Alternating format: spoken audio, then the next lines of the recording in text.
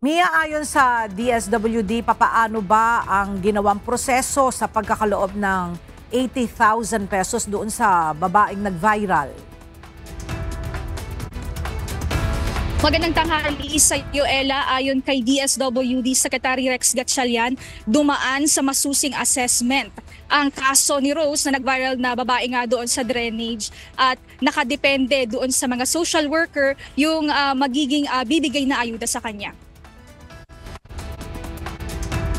Binigyang diin ni DSWD Secretary Rex Gatchalian na ang kaso ng pag-abot sa babaeng nag-viral na si Rose ay hindi special o unique case. Ayon sa kalihim, nasa 5,000 na individual o pamilyang nakatira sa lansangan ang naabot ng ahensya na dumaan din sa masusing assessment at guidelines ng departamento na ang may hawak ay ang mga social workers.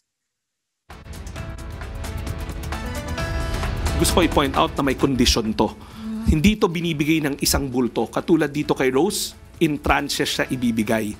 At may supervision at monitoring ng social worker. So ibig sabihin, binabantayan ng social worker yung progress niya. Hindi binigay tapos goodbye. Kung hindi pagbigay, sinamahan pa siya sa tindahan para makabili ng pauna niyang mga stocks ng kanyang tindahan.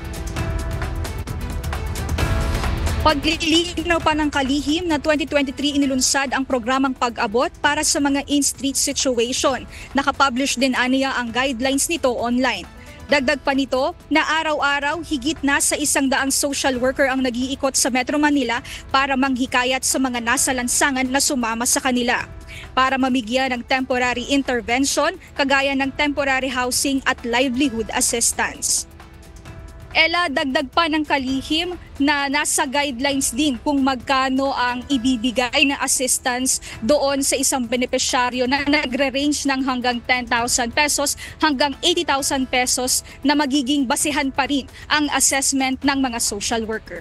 At yan muna ang update. Balik sa iyo, Ella. Maraming salamat, Mia Alonzo.